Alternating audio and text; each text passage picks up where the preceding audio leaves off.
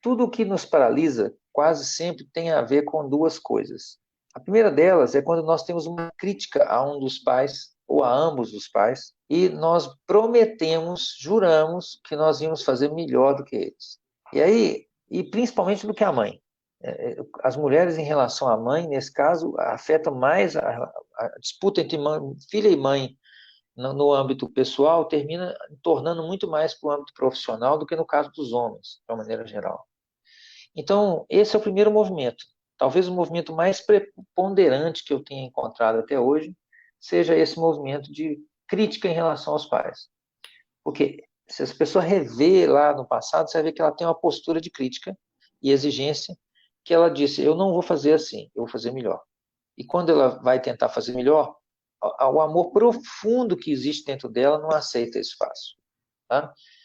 O que acaba acontecendo é que ela fica presa, porque ela tem um julgamento contra si tão intenso quanto o julgamento que ela mantém contra os pais. E esse julgamento contra si faz com que tudo que ela faz, ela acha que não está bem feito, que não está bom, que está errado, que não está na qualidade necessária ou exigida. O resultado é que ela se torna um juiz para si mesma tão violento, tão agressivo, tão intenso, que nenhum projeto prospera, né? Que é aquilo que nós já falamos em outras lives. Você vai errar. Se você é um novato em qualquer coisa, se tem uma coisa certa que vai acontecer, que você vai errar. Todo novato é incompetente, tá certo? Então ele vai gastar uns 5 anos, como nós já explicamos aqui, mais ou menos 10 mil horas para se tornar muito bom numa coisa. E até lá, ele vai fracassar, muitas vezes.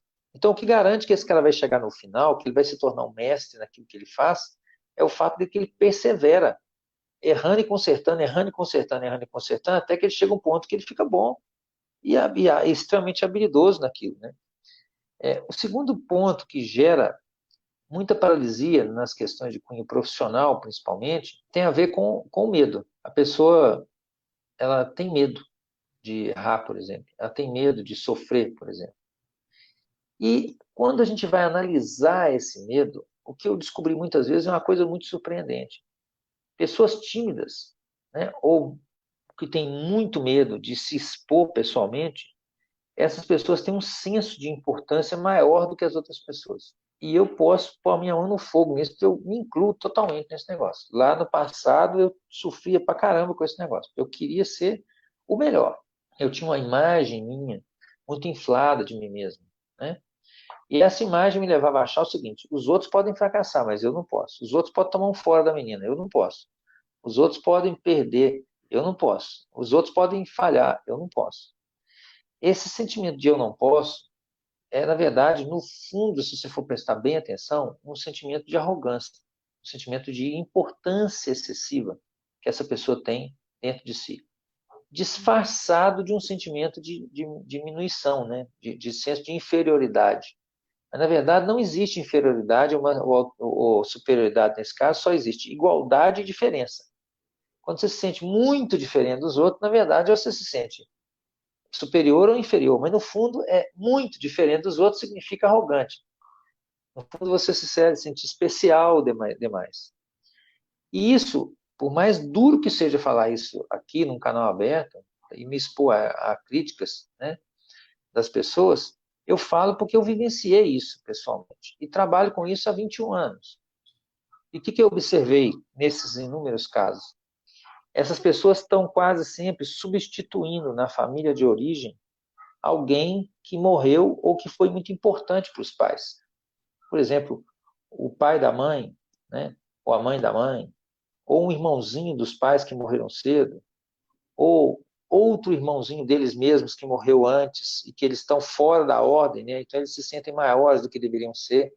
É como se eles estivessem fora do lugar, ocupando um lugar que é maior do que o lugar que eles deveriam ter.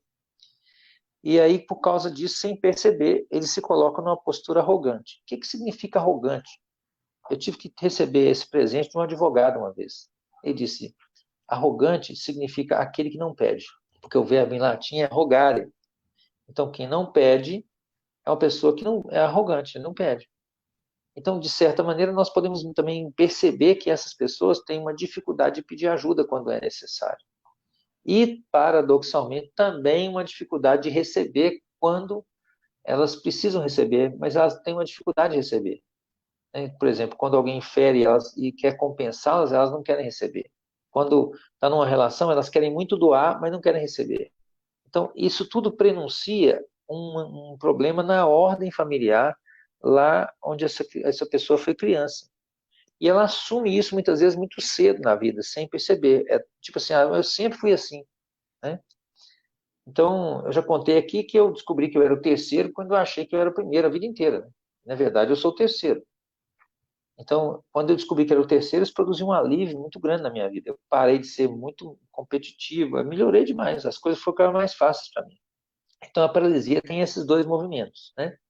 Primeiro, um julgamento muito grande contra os pais. Segundo, uma desordem, onde essa pessoa é colocada num lugar mais importante na ordem do que ela deveria ter. Isso gera medo, insegurança, timidez, sensação de inferioridade, dificuldade de pedir, dificuldade de receber. Gera uma coroa de efeitos, né? Mas no fundo está ligado em poucas causas e uma constelação muitas vezes ajuda a esclarecer isso.